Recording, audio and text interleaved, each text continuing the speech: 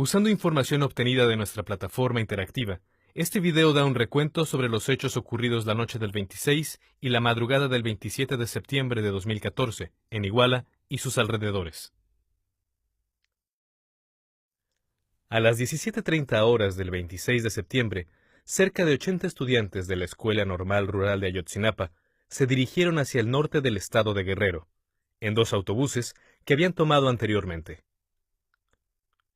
Querían tomar más autobuses, con los cuales esperaban participar en la conmemoración de la masacre del 2 de octubre del 68, en Tlatelolco, Ciudad de México. Las autoridades estaban al tanto de las motivaciones y de los movimientos de los normalistas desde las 6 p.m. Alrededor de las 19 horas, los estudiantes llegaron a las afueras de Iguala. Cerca de las 20 horas, un grupo de ellos tomó un autobús para dirigirse al centro de Iguala, donde tomarían más autobuses. A las 21:15 horas, los estudiantes llegaron a la terminal de autobuses. Poco después, a las 21:20 horas, los estudiantes salieron de la terminal en 5 autobuses. El primer convoy, compuesto por 4 autobuses, el Costa Line 2012, el Costa Line 2510, el Estrella de Oro 1568 y el Estrella de Oro 1531, se dirigió al norte, hacia el centro de Iguala. Solo un autobús, el Estrella Roja 3278, salió hacia el sur. Unos 10 minutos después, a las 21:30 horas, cuando el primer convoy llegaba a la esquina de la calle Galeana, miembros de la Policía Municipal de Iguala intentaron bloquear al grupo de autobuses que se dirigía hacia el norte, y dispararon balas hacia el aire, a manera de advertencia. En este punto, el Estrella de Oro 1531 se separó del resto del convoy y se dirigió al este. Los otros 3 autobuses siguieron avanzando hacia el norte, hacia la calle Juan Álvarez. A las 21:40 horas, ambos convoys de autobuses fueron atacados simultáneamente en 2 lugares distintos. El convoy que iba hacia el norte fue finalmente bloqueado en la esquina de la calle Juan Álvarez y Periférico Norte por la patrulla municipal número 02. Los autobuses fueron atacados desde el frente y desde atrás. En el frente, sobre Periférico Norte, estaban las patrullas de la Policía Municipal de Iguala números 2, 11, 19 y 26. Y de las patrullas de la Policía Municipal de Cocula, la 302, 305 y 306. En la parte de atrás estaban las patrullas de la Policía Municipal de Iguala 17, 18, 20, 22, 27 y la número 28. El ataque duró varios minutos, y 2 estudiantes resultaron heridos. El estudiante Aldo Gutiérrez recibió un disparo en la cabeza cuando intentaba mover la patrulla 02, mientras que el estudiante J recibió uno en la mano. El estudiante MAEO empezó a tener dificultades respiratorias. Los otros estudiantes rogaron a la policía que les permitieran llevar a sus 3 compañeros heridos al hospital, a lo que finalmente accedieron los policías. Aunque nadie murió en este ataque, el estudiante Aldo Gutiérrez sigue en coma hasta la fecha.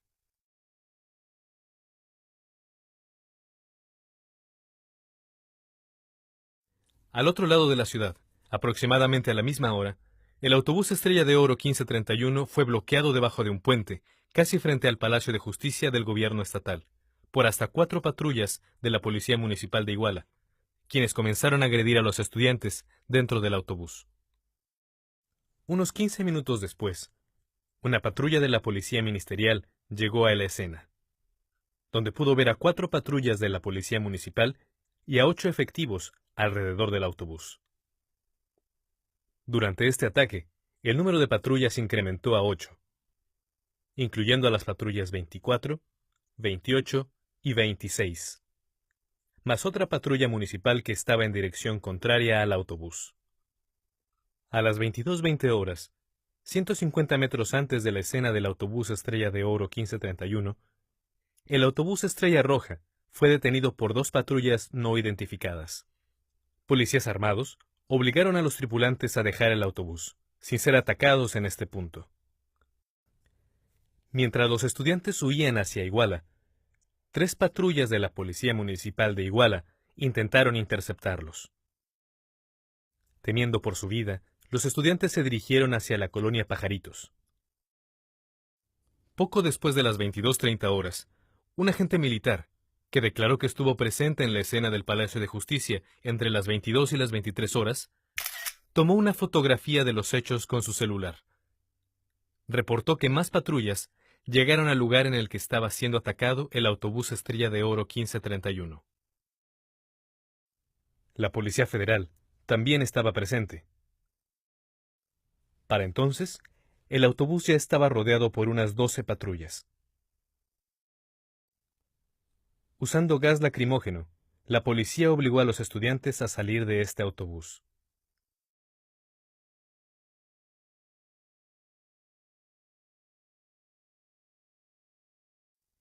Entre 12 y 15 estudiantes fueron golpeados y después subidos a la parte trasera de varios vehículos de la policía. Fueron llevados hacia el sur, por el camino que lleva a Chilpancingo, y después fueron desaparecidos. Testigos protegidos aseguraron que 3 de las patrullas involucradas en los ataques eran de la Policía Municipal de Huitzuco. De acuerdo con el primer testimonio del chofer del autobús Estrella Roja, su autobús partió de la escena del Palacio de Justicia hacia la caseta de Iguala. En este caso, el autobús habría pasado sobre el puente.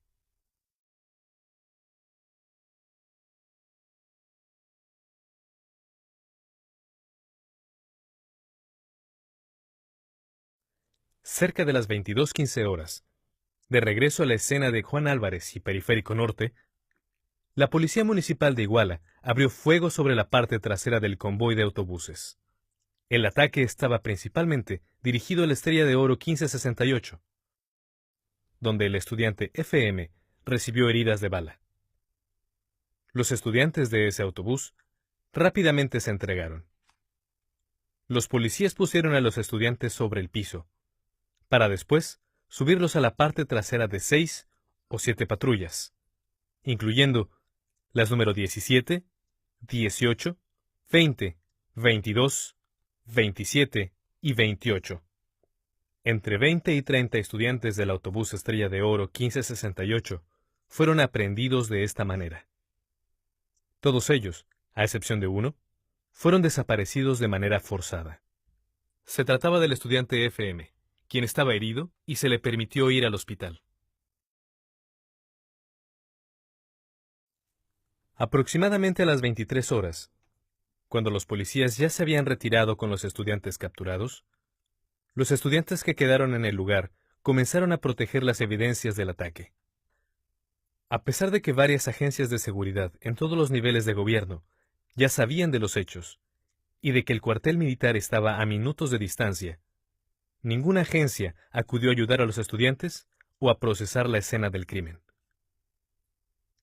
Varios periodistas y maestros que habían escuchado de los ataques comenzaron a llegar al lugar. Casi a la misma hora, a las 23 horas, el autobús que transportaba al equipo de fútbol Los Avispones partía del estadio de Iguala hacia Chilpancingo. Ese autobús y los automóviles de los familiares fueron detenidos por un retén de la Policía Federal.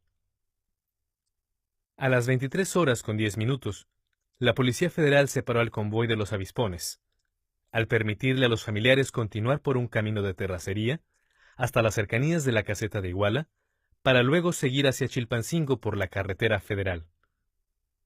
Mientras que al autobús del equipo de fútbol se le ordenó seguir por la ruta habitual. Mientras tanto, en la escena del Palacio de Justicia, alrededor de las 23 con 10 minutos, 14 estudiantes que habían escapado del autobús Estrella Roja regresaron a la escena del Palacio de Justicia. Cuando pasaban por arriba del puente, vieron a la distancia que el autobús Estrella de Oro 1531 estaba vacío y rodeado por varias patrullas de la policía. A las 23:30 horas, unos 20 minutos después, 2 patrullas de la Policía Municipal de Iguala intentaron atropellar a esos 14 normalistas.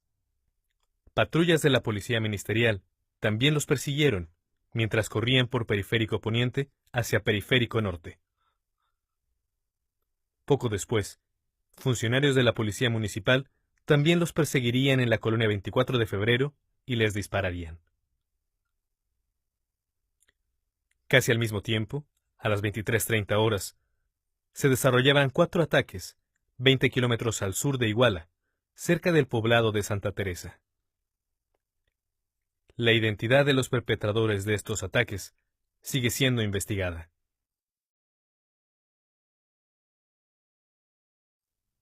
Primero, en el cruce de Santa Teresa, dispararon a un taxi que luego retrocedió 500 metros. Familiares del equipo de fútbol Los Avispones intentaron ayudar al chofer.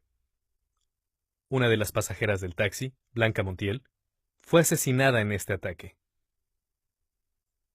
Minutos después, el autobús que llevaba a Los Avispones pasó por el mismo lugar, y sin advertencia alguna, fueron brutalmente atacados desde ambos costados de la carretera.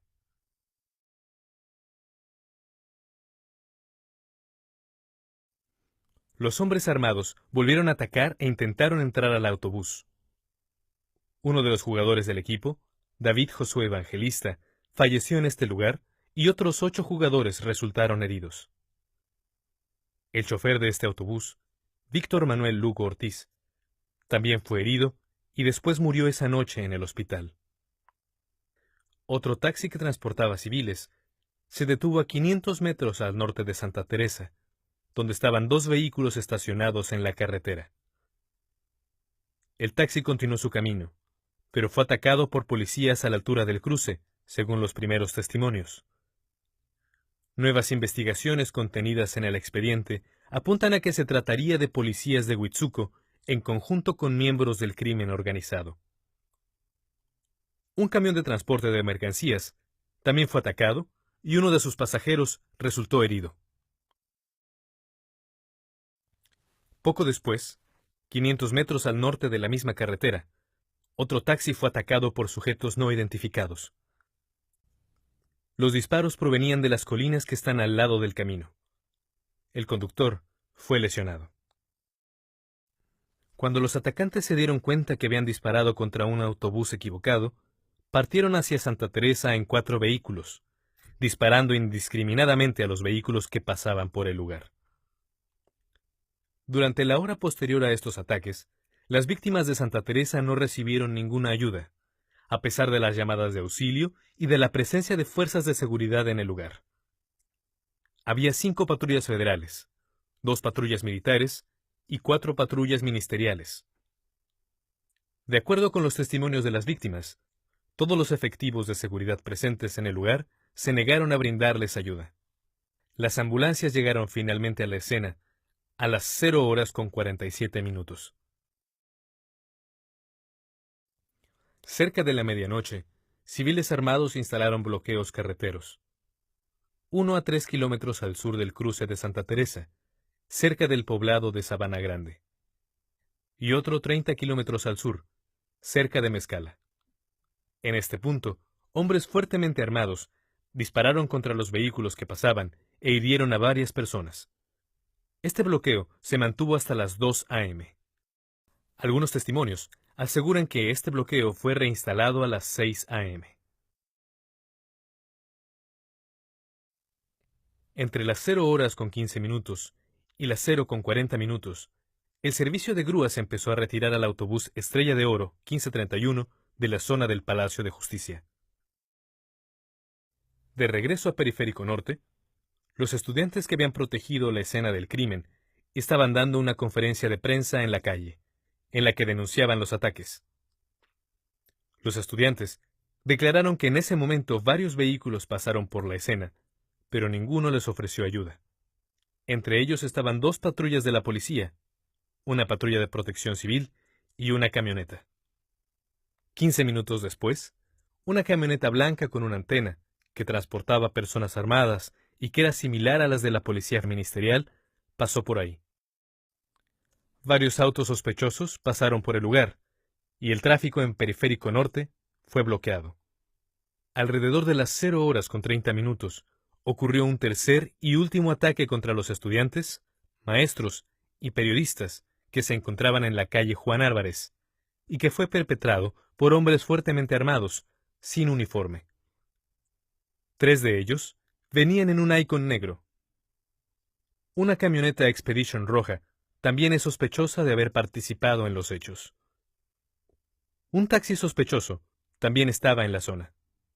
En este ataque fueron asesinados los estudiantes Daniel Solís Gallardo y Julio César Nava, mientras que el estudiante Edgar Andrés Vargas resultó gravemente herido. Otras 2 personas también fueron lesionadas.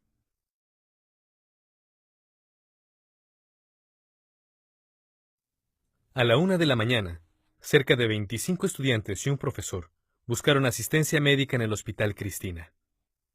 Miembros del ejército llegaron después, donde intimidaron e interrogaron a los estudiantes. Posteriormente, los estudiantes lograron llegar a otro hospital. Tiempo después, en un momento indeterminado de la noche, el estudiante Julio César Mondragón, que estaba presente en el último ataque en Periférico Norte, fue torturado y asesinado por personas no identificadas. La hora exacta en que su cuerpo fue encontrado sigue estando en duda. Finalmente, alrededor de las 6 de la mañana del 27 de septiembre, los estudiantes comenzaron a reunirse y a testificar frente a la Procuraduría local. Esta reconstrucción demuestra que las diferentes fuerzas de seguridad en las escenas del crimen, policías municipales de 3 localidades distintas, policías ministeriales, estatales y federales, el ejército y miembros del crimen organizado, estuvieron activos en diferentes niveles durante toda la noche, como perpetradores u observadores de la violencia. Estos agentes usaron ampliamente la infraestructura diseñada para proveer seguridad, como el sistema de comunicación centralizado C4 o las patrullas de la policía, para perpetrar estos ataques.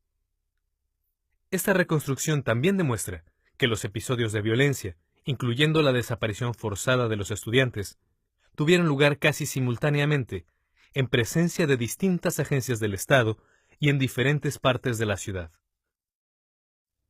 Estos hechos apoyan la conclusión de que agentes del gobierno se coordinaron y coludieron para perpetrar los ataques.